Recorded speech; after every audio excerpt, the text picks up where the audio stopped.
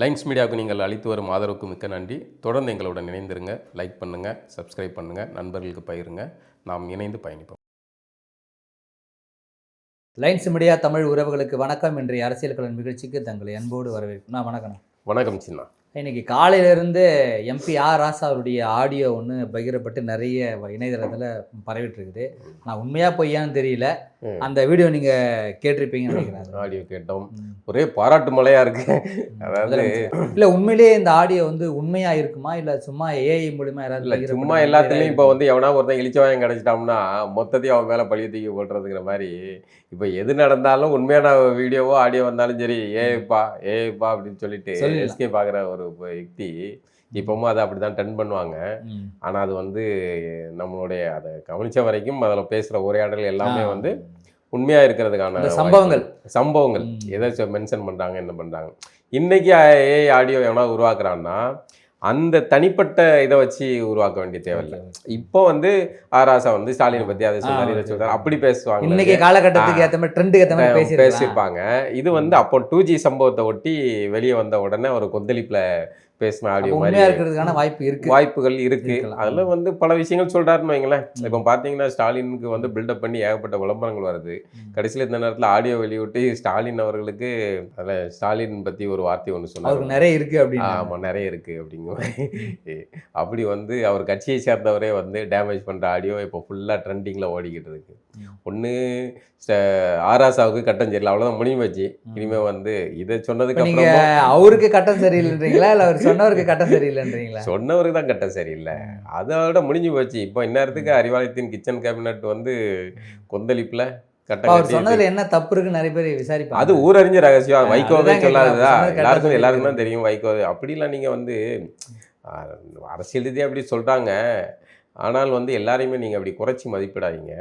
அது அப்படி இல்லைன்னா இப்படி ஒரு கட்சியை இது பண்ணி தக்க வச்சு ஏதோ ஒரு வகையான மாஸ்டர் பிளான் யாரொருத்தவங்க செய்வாங்க, ஒருத்தவங்க செய்கிறாங்க. அதை தக்க வச்சு கொண்டு பண்ணி இன்னைக்கு குடும்பத்தில் இருக்க கனிமொழி அணி, அழகிரி அணி, அது கடலில் ஆராசா அணி, அப்படி இப்படின்னு பல அணிகள் இருக்குல்ல, இதையெல்லாம் வந்து ஓரங்கட்டி வச்சு அதை கொண்டு போறாருல. அது அதை குறைச்சி மதிப்பிட முடியாது. என்ன கருணாநிதி அளவுக்கு ஞானம் அப்படி இல்லை, அப்படி வேணா சொல்லிக்கலாம் வெளியே. மற்றபடி ஆராசா சொல்கிறார், நமக்கு கூட அந்த மனசு வர மாட்டுக்கு பாருங்களேன். நம்ம கூட வந்து கடுமையாக விமர்சிக்கிறோம், ஆனால் நமக்கு கூட அந்த மனசு வர மாட்டுக்கு.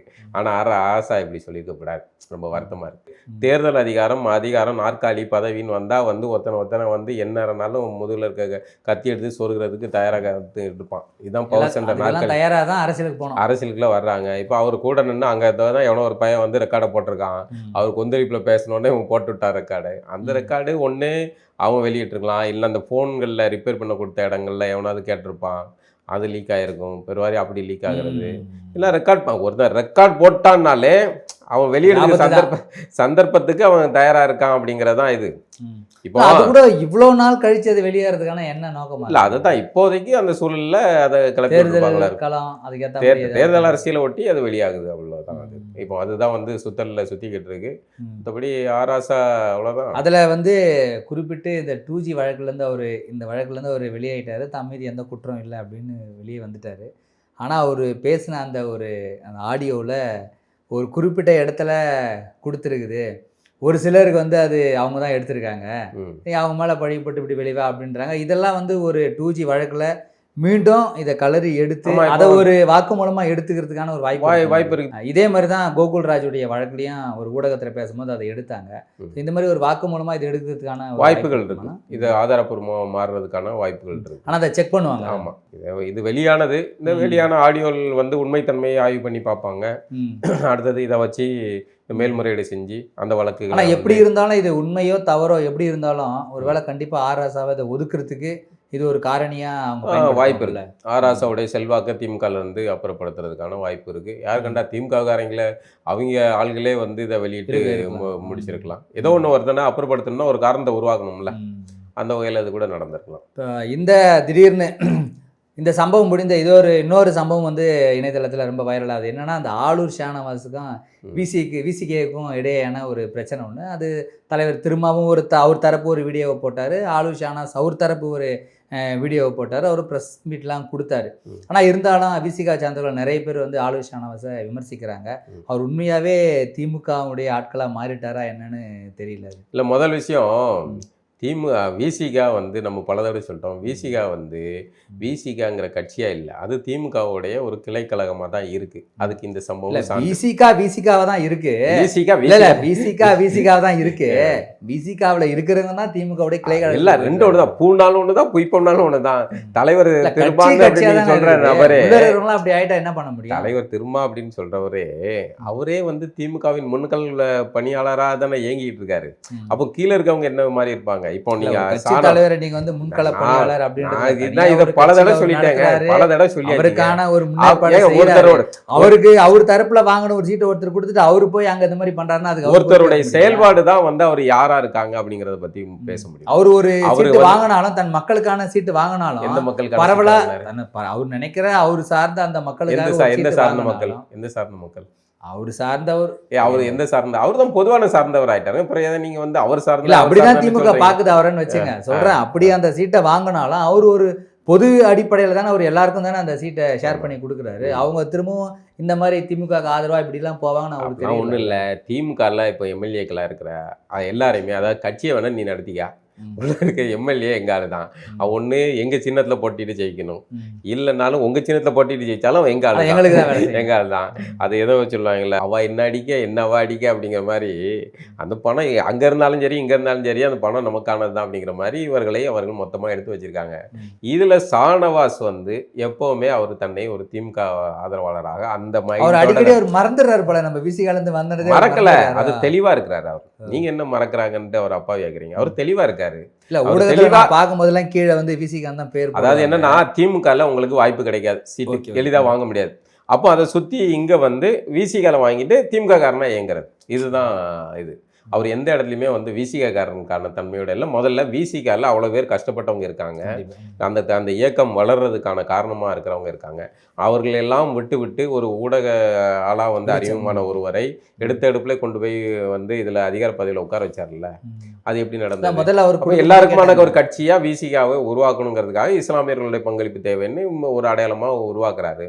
ஆனால் அதுக்கான விசுவாசியாக நீங்கள் இருக்கீங்களா? இல்லை. நீங்கள் திமுக, உங்களுடைய விசுவாசம் திமுக இடம் தான் இருக்குது. இங்கே வந்து நாற்காலியை வாங்குறதுக்கான இடமா இதை வச்சிருக்கீங்க. விசுவாசம் எல்லாம் உங்களுக்கு திமுக இடம் தான் இருக்கு.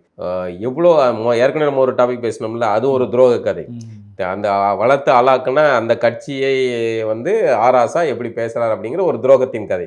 அது திமுக துரோக கதை. இது விசிகாவுக்குள்ள நடந்த துரோக கதை. அது திமுகவின் துரோக கதை. அது திமுகவின் துரோக கதை.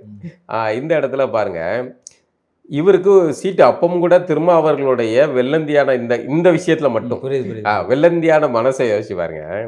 இவருக்காக அவர் ஒரு சீட்டை ஒரு தொகுதியை கேட்காரு இல்லையே, அவர் வந்து இதுல நிற்க மாட்டேன்ட்டாப்ல. அப்படின்னா ஒரு கட்சியின் தலைவருக்கு தெரியல தான் இந்த வேட்பாளர் அவர் மனசுல வச்சிருக்காரு, இவரை இங்க நிற்க வைக்கலான்ட்டு. அதுக்கு முன்னாடி அங்க அவர் டீல் பண்ணிட்டு இருக்காருங்க.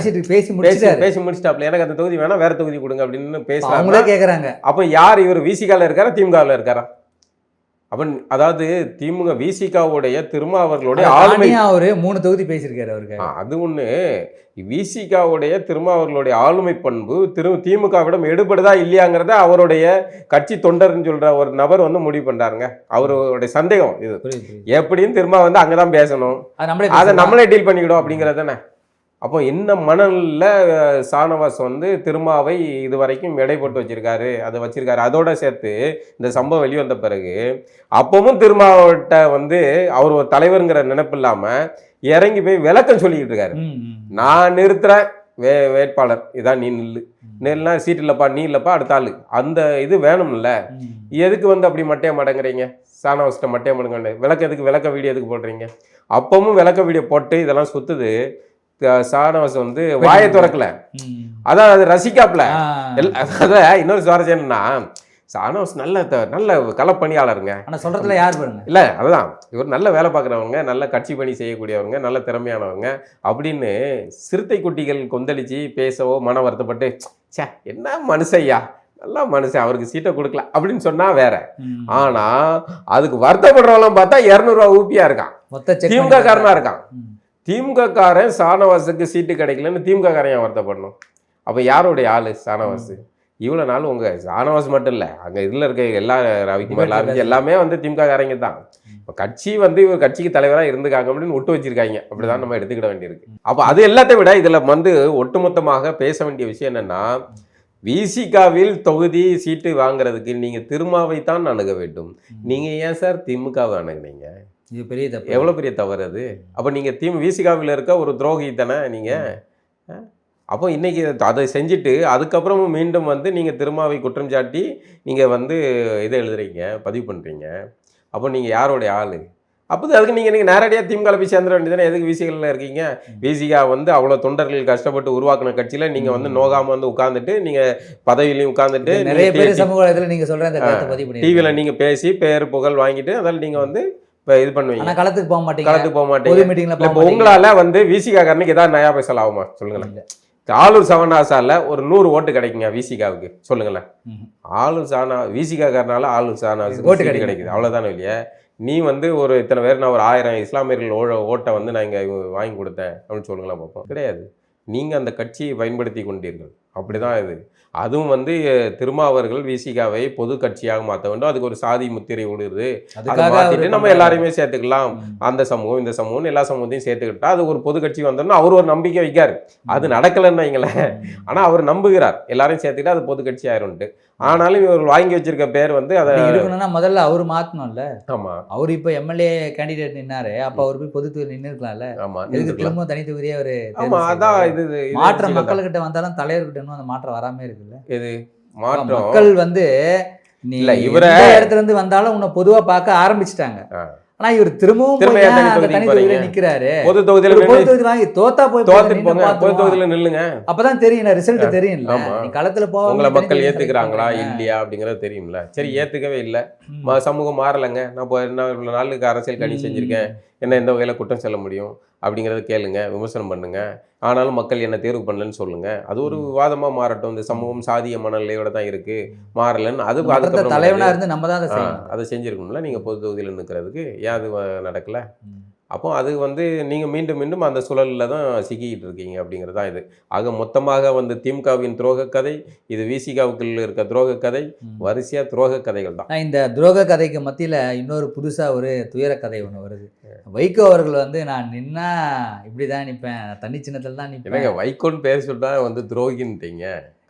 அதுக்காக சொல்லல, துரோக கதை துயர கதைன்னு அதுக்காக சொல்லலை. அவர் நான் நின்னா வந்து தனி சின்னத்தான் நிற்பேன், எங்கள் கட்சிக்கு ஒரு அங்கீகாரம் வேணும் அப்படின்னு சொல்லிட்டு ஒரு 4 தொகுதி கேட்டு வாங்கி அதில் ஒரு தொகுதியாவது நான் வந்து தனி சின்னத்தில் நின்றுக்கிறேன்னு கேட்டார். ஆனால் அந்த தனி சின்னமும் உதயசூரியனுக்கே நின்றுக்கிறேன்.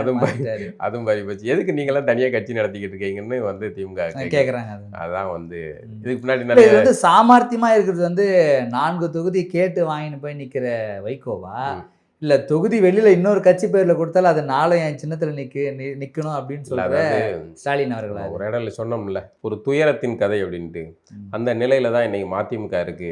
திமுகவில் அன்னைக்கு வந்து கருணாநிதிக்கு அப்புறம் செல்வாக்கா இருந்த ஒரு மனிதராக வெளியே வந்து துரோகி பட்டம் சுமத்தப்பட்டு அதுக்காக வெளியே அனுப்பப்பட்டதுனால பல பேர் தீக்குளிச்சு மதிமுகங்கிற கட்சி உதயமாகி அப்படின்னு ஒரு நீண்ட பயணம் செஞ்சு, அதான் டாக்டர் படத்தில் ஒரு டயலாக் வரும்ல, எங்கே கொண்டு வந்து நிறுத்திருக்க பற்றியா அப்படின்ட்டு, அதை மாதிரி மதிமுக எங்கேயோ சுற்றி எடுத்து கடைசியில் எங்கே வந்து நின்றுருக்கு பாருங்க. அவ்வளோதான், முடிஞ்சு வச்சு மதிமுகவோட இனிமேல் இல்லை. இதில் வந்து அவர் பையன் கையில் பெரிய பேச்சு, அவருக்கு ஹிட்லர் நினைப்பு, அவருக்கு கட்சி அப்படி தூக்கி கட்சியை வந்து உயிர் வச்சுக்கணும்னு ஒரு ஆசை. கட்சி அங்கே ஒன்றும் இல்லை, உயிர்ப்பு இல்லை, ஒன்றும் இல்லை. என்ன இருக்கு உங்க கூட இருக்கவன் தான் வந்து மதிமுகவில் இருக்கான். உங்க கூட கட்சியில இருந்தவர் மலை சத்யா தான். ஆமா, அவரே அனுப்பிட்டீங்க. இப்போ ஒண்ணுமே இல்லை கட்சி. இப்போ தனியாக அதுக்கு கட்சி நடத்திக்கிட்டு திமுகவில் போய் சேர முடியாது நேரடியா. அதனால உங்களுக்கு சீட்டை கொடுக்குறோம், திரும்ப நீங்கள் வந்து எங்கள் சின்னத்தை உங்களுக்கு கொடுத்துட்றோம், எங்கள் சின்னத்தில் போட்டிக்கிட்டா போதும் அப்படிங்கிற ஒரு நிலையை உருவாக்கியிருக்காங்க. மதிமுகவின் துயரம் தான், வைகோவின் துயரம் தான் இது. இப்போ இருந்த ஒரே ஒரு வேட்பாளருக்கான அந்த தனியாக நிற்கிற அதுவும் போச்சா? அதுவும் போச்சு. அப்போ எல்லாமே உதயசூரியன் தான். விசிகாவிலும் திமுக வேட்பாளர்கள், இங்கே மதிமுகவிலும் திமுக வேட்பாளர்கள். இதுக்கு ஆமாம், இதுக்கு எதுக்கு கூட்டணி கட்சின்னு புரியல. 4 பேர் எல்லா தரப்புலையும் ஆளை வச்சிருக்கோம்ப்பா நாங்கள் அப்படின்னு பல கட்சி கூட்டணியில் வச்சிருக்கோம் அப்படின்னு தோட்டத்தை உருவாங்க. இல்லை ஒரு கட்சி ஆயிரும்ல. திரும்ப போய் நின்னாங்கன்னா ஒரு சீட்டு தான் கொடுப்பாங்க. இப்போ தனி கட்சியாக இருக்கனால 8 சீட்டு அப்படி இப்படின்னு தனித்தனி கட்சியாக தோட்டத்தை உருவாக்கி, ஆனால் மொத்தமாக திமுக வேட்பாளர்கள் தான். ஜெயிச்சாலும் ஜெயிக்கலனாலும் அவர்கள் திமுக வேட்பாளர்கள் தான். நான் இதுக்கு மத்தியில் திருமதி ஆம்ஸ்டாங் அவர்களுக்கு வந்து திருவிக தொகுதியை ஒதுக்கியிருக்காங்க. இரட்டை இலை சின்னத்தில் அவங்க நிற்கிறாங்க. அதுக்கு அன்புமணி ராமதாஸ் அவர்கள் சொல்கிறாரு, உங்கள் வீட்டுக்காரருடைய ரொம்ப ஒரு பெரிய ஆசை, நான் உங்களுக்கு பிரச்சாரம் பண்ணி உங்களை வெற்றி பெற செய்யணும் அப்படின்னு அவர் சொல்கிறாரு. இதில் இன்னொரு முக்கியமான விஷயம் தகவல் என்னென்னா, எதிர்த்தரப்பில் திமுக கூட்டணியில் இருக்கிற திருமாவளவன் அவர்கள் ஆம்ஸ்டாங் அவர்களுக்கு வாழ்த்து தெரிவிச்சிருக்காரு. அவங்க வெற்றி பெறணும்னு சொல்லியிருக்காரு. அவங்களுக்கு பொற்கொடி அவர்களுக்கு வெற்றி பெறணும் அப்படின்னு சொல்லியிருக்காங்க. இந்த 2 பேருடைய நிலைப்பாடை நீங்கள் எப்படி பார்க்குறீங்க? இல்லை, 2 விஷயம் ஆம்ஸ்டாங் அவர்களுடைய மரணம், துயர மரணம் தமிழக அரசியல் வரலாற்றில் மிக கொடூரமாக பதிவு செய்யப்பட்ட ஒரு விஷயம். அப்படி ஒரு சம்பவம் நடந்திருக்கக்கூடாது. அப்படி ஒன்று நடந்ததோடைய விளைவு இன்றைக்கி அந்த அம்மா அரசியல் களத்துக்கு வர வேண்டிய தேவை இருக்குது. இதே விஷயம் வெங்கடேச பண்ணையார் அந்த சமயத்தில் என்கவுண்டர் சமயத்தில் நடந்தது. ராதிகா செல்வி அவர்கள் வந்தார்கள். இப்போது பொற்கொடி ஆம்ஸ்டாங் அவர்கள் வர்றாங்க. இதை எனக்கு திரும்ப அவர்கள் இதை வரவேற்கிறது அதெல்லாம் பெருசாக நான் கருதலை. அது அந்த வரவேற்பில் கூட ஒரு ஒரு அந்த வாழ்த்து சொல்கிறதுல அவர் உயிருக்கு ஆபத்து இருக்குது அப்படிங்கிற ஒரு 2-3 வரிகள்லாம் பாதுகாப்பாக இருக்கணும் அப்படின்னு பாதுகாப்பாக இருக்கணும் அப்படிங்கிற வரிகள்லாம் அவ்வளோ ரசிக்கும்படியாக இல்லை. யாரிடம் யாருக்கு பாதுகாப்பு? ஆம்ஸ்டாங்க்கு யாரால் ஆபத்து நடந்தது? யார் பின்னணியில் இருந்தது? யார் பின்னணியில் இருந்தது அப்படிங்கிறதெல்லாம் அரசல் புரசலாக பல வகையான தகவல்கள் வெளியே வருதுன்னு வைங்களேன். அதை விட்டுருங்க. இப்போ இந்த விஷயத்தில் நம்ம கவனிக்க வேண்டியது, அன்புமணி ராமதாஸ் அவர்கள் பொற்கொடியை ஆதரிக்கிறார் அப்படிங்கிறது ஒன்று கூட்டணியில் இருக்காங்க தவிர்த்துட்டு, ஆம்ஸ்டாங் அவர்களுடைய நீண்டகால விருப்பம், அவர் ஒவ்வொரு மேடையிலுமே அவர் பேசியது என்னன்னா, வன்னியர் சமூகமும் பறையர் சமூகமும் ஒற்றுமையாக இயங்கினால் தமிழக அரசியல் களத்தை நாம் தான் கையில் வச்சுருப்போம் அப்படிங்கிறத அவர் திரும்ப திரும்ப சொன்னார். அதுக்கான சான்றாக இன்றைக்கி அவர் மரணத்துக்கு பின்னாடி அவர் மனைவி மூலமாக அந்த அந்த வார்த்தைகள் நிறைவேறதுக்கான சாட்சியாக அன்புமணி அவர்களுடைய இந்த கருத்து பார்க்குறேன். அது வரவேற்கக்கூடியது. அன்புமணி அவர்கள் இதுதான் ஆம்ஸ்டாங் பேசியது இவ்வளோ நாளாக. அப்போது இந்த இணக்கம் உருவாகுது. இப்போ ஆம்ஸ்டாங் மனைவி அவர்களை சாதி ரீதியாக அன்புமணி வெறுக்கலையே. அன்புமணிக்கு பொற்கொடி ஆம்ஸ்டாங் அவர்கள் ஆதரவு கொடுக்கறது சாதி ரீதியாக மாறலையே. அப்போ இவர்கள்ட்ட மாறுதல் இல்லை, ஒரு ஒற்றுமை வர முடியுதில்ல. ஏன் அது விசிகா கிட்டையும் பாமக கிட்டையும் வர முடிய மாட்டேங்குது? ஏன் அது எது தடுக்குது? இவர்களால் ஒற்றுமை சேர முடியல. இங்கே களத்தில் இருக்கிற பறையர்களாலும் வன்னியர்களாலும் ஒற்றுமையாக இயங்க முடியுது. தனியாக போனால் ஒன்றாயிடுறாங்க. திராவிட அரசியல் தான் இங்கு பறையர்களையும் வன்னியர்களையும் பிரித்து ஆளுகிறது, வேட்டையாடுகிறது, இவர்களை மோத விட்டு குளிர்காயுது. இதை தாங்க இதை புரிஞ்சுக்கலன்னா இந்த 2 சமூகங்களும் அடிச்சுட்டு தான் இருக்கும். இந்த 2 சமூகங்களையும் மோத வைப்பதற்கு பின்னாடி ஒரு தேர்தல் அரசியல் இருக்குது. இவர்கள் ஒற்றுமையாக இருந்தால் திராவிடத்தால் வாழ முடியாது. அப்போ 2 பேர்களையும் பிரித்து விட்டு இது பண்ணணும். இன்னொன்று, இவர்கள் ஒற்றுமை ஆயிட்டாங்கன்னா, சமூகத்தில் ஒற்றுமை ஆயிட்டாங்கன்னா, இந்த 2 கட்சி தலைமைகளுக்கும் தலைமைங்கிற இது இல்லாமல் போயிடும். அப்போ களம் ஒற்றுமையை உருவாக்கணும் அப்படிங்கிறது உள்ளார்த்தமாக அன்பாக அது இவங்க எல்லாரும் எதன் அடிப்படையில் ஒன்றாக முடியும்? அவர்கள் சாதியின் அடிப்படையில் ஒன்றாக முடியாது. தமிழினத்தின் அடிப்படையில் தான் அவர்கள் எதன் அடிப்படையில் ஒன்றாக முடியும்? அவர்கள் தமிழினத்தின் அடிப்படையில் தான் ஒன்று சேர முடியும். இதை தான் நாம் தமிழருடைய சீமான் கட்சி வரவுக்கு பிறகு நீங்கள் இதை காலத்தில் பார்க்க முடியுது. திராவிட 2 பேரையும் பிரித்தாளதுன்னு நீங்கள் சொல்கிறீங்க. ஆனால் இதே சீமான் அவர்கள் ஏன் இவங்க 2 பேரையும் ஒன்றிணைச்சு செஞ்சு தமிழர்களாக ஒன்று சேரணும்? ஏன் சீமான் இந்த முன்னேற்றம் பேசிக்கிட்டு இருக்காரு? இது தேர்தல் அரசியல். அவர்கள் அதிமுக இல்லை, திருமாவளவனே அன்புமணி ராமதாஸ் அவர்கள் என்ன வேணாம், நம்ம 2 பேரும் ஒன்றா நிற்போம், தமிழர்களை ஒன்று நிற்போம் அப்படின்னு அவர்கள் அதுக்கான சூழல் உருவாகணும்ல. இப்போ நாம் தமிழர் தனித்தே போட்டியிடுது அப்படிங்கிறது அவங்க அவர்களுடைய தலைமை ஏற்றுக்கிட்டு யார் வந்தாலும் ஏற்றுக்கிட்டேன்னு சொல்கிறாங்க. இப்போ இவர்கள் ஏற்கனவே நீண்ட காலமாக அரசியல் இருக்கிறவங்க, இவங்க உடனடியாக நாம் தமிழருடைய இதில் போய் சேர்றதுக்கு அவர்களுக்கு தயக்கம் இருக்கலாம். ஒருவேளை 26 தேர்தலில் நாம் தமிழர் அதிக வாக்கு சதவீதத்தை பெற்ற பிறகு ஒரு கட்சிகளுக்கு ஓகே, அப்போ நம்ம தமிழர்களுக்கான ஒரு அணியை உருவாக்கலாம்ங்கிறது 31 தேர்தலில் ஒரு எண்ணம் உருவாகலாம். அதுக்கான சாத்தியக்கூறுகளை இந்த 26 தேர்தல் உருவாக்கிச்சுன்னா அப்படி நடக்க வாய்ப்பு இருக்குது. விசிகா, பாமக, நாம் தமிழர், ஆனால் வேல்முருகன் அப்படி இப்படின்னு தமிழர்கள் எல்லாமே ஓரணியில் நின்று நேரடி எதிரி திமுக, திராவிட கழகம், திராவிடம் அப்படிங்கிற தெலுங்கர் முன்னேற்ற கழகம் அப்படின்னு அடிச்சு இறங்கினா முடிஞ்சு போச்சு. ஆனால் இதை செய்ய மாட்டார்கள் அப்படிங்கிற நம்பிக்கை திராவிடத்துக்கு அதிகமாக உண்டு. அது அந்த நம்பிக்கையாகத்தான் அவர்கள் வந்து இயங்கிட்டு இருக்காங்க. அதை சேர விடாமல் பார்த்துக்கிட்டதுக்கான வேலைகளையும் அவர்கள் செய்வார்கள். இவர்கள் அதிகாரத்துக்கு போகணும்னா பல வகையான வேலைகளை செஞ்சாகணும். சில தந்திரங்கள் வேலைகள், விளையாட்டு தானே, இது செஸ் விளையாட்டு மாதிரி தானே. அப்போ பலருடைய உதவிகள் ஆதரவுகளை வாங்க வேண்டிய தேவை இருக்குது, செய்ய வேண்டிய அவசியம் இருக்குது. அவன் தனியாக போட்டுட்டு அவன் வந்து போய் சேர்றதுக்கா, அதிகாரத்தை அடைகிறதுக்கு கூட்டணிகள் அவசியமானது. அது அவசியமானது. அதை வந்து இதில் செஞ்சுருக்காங்க. அந்த விஷயத்தை கூட திமுகவால் செய்யலை. ஏன் நீங்கள் வந்து கூப்பிட்டு ஆமாம் நாங்கள் பொற்கொடி ஆம்சாங் அவர்களே வந்து நாங்கள் முழுமையாக ஆதரிக்கிறோம், நாங்கள் எங்கள் ஆதரவு கொடுக்கோம் சொல்லுங்களேன். இல்லை உங்கள் கூட்டணியில் சேர்த்துருக்கலாம்ல. ஏன் அந்த அம்மா வந்து அதிமுக அணிக்கு போக வேண்டிய சூழல் உருவாச்சு? இளையராஜா எம்பி ஆகிட்டாரு, பிஜேபிக்காரன் பாஜக மூலமாக ஆகிட்டாருன்னு. சரி, இவ்வளோ நாள் இங்கே தானே இருந்தார் இளையராஜா, நீ ஆக்க வேண்டியது என்ன? நீ செய்ய மாட்ட. யாரொருத்தன் பாஜகக்காரன் செஞ்சுட்டா வந்து பற்றியெல்லாம் சங்கி ஆகிட்டான் சங்கிறேன். வெங்கி நீ செஞ்சிருக்கலாம்ல, நீ ஏன் செய்யலை? நீ செய்ய மாட்ட, அவன் வளர்ந்துடக்கூடாது அப்படின்ட்டு. கமலஹாசன் மட்டும் அதுலேயும் கூட பாருங்க, அதுலேயும் கூட யாரை கேட்பார்கள் அப்படிங்கிறது இருக்குது. இளையராஜா தான் கொஸ்டின் பண்ணுவான், எல் முருகனை கேட்க மாட்டான். அந்த நுணுக்கத்தை நீங்கள் அதில் கவனிச்சுக்கணும். அங்கே என்ன திராவிட பந்துகள் 2 பேரும் அந்த மொழியின் அடிப்படையில் அவர்கள் நின்றுக்கிடுவாங்க. ஏன் பாஜக சார்பாக எல் முருகன் ஏன் போகிறாரு? தமிழிசை விமர்சிக்கிற அளவுக்கு எல் முருகனை விமர்சிக்க மாட்டாங்க. ஏன்? தமிழிசை தமிழச்சி. அப்போது அந்த நுணுக்கத்தை அவன் கையில் அந்த இடத்துல நம்மால் போகிறான் அப்படிங்கிற நுணுக்கம் தெலுங்கர் முன்னேற்ற கழகத்தை சேர்ந்தவர்களுக்கு தெளிவாக தெரியுது. அதுதான் இதில் இருக்க யுக்தி. அப்போது ஆம்சாங், பொற்கொடி ஆம்சாங் அவர்கள் சட்டமன்றத்துக்கு போக வேண்டிய தேவை இருக்குது. அவர்கள் வந்து படிப்படியாக அரசியலை புரியட்டும், உணரட்டும். அது காலத்தின் அவசியமானது. மீண்டும் ஒரு நிகழ்வு சந்திப்பாங்க. நன்றி. நன்றி.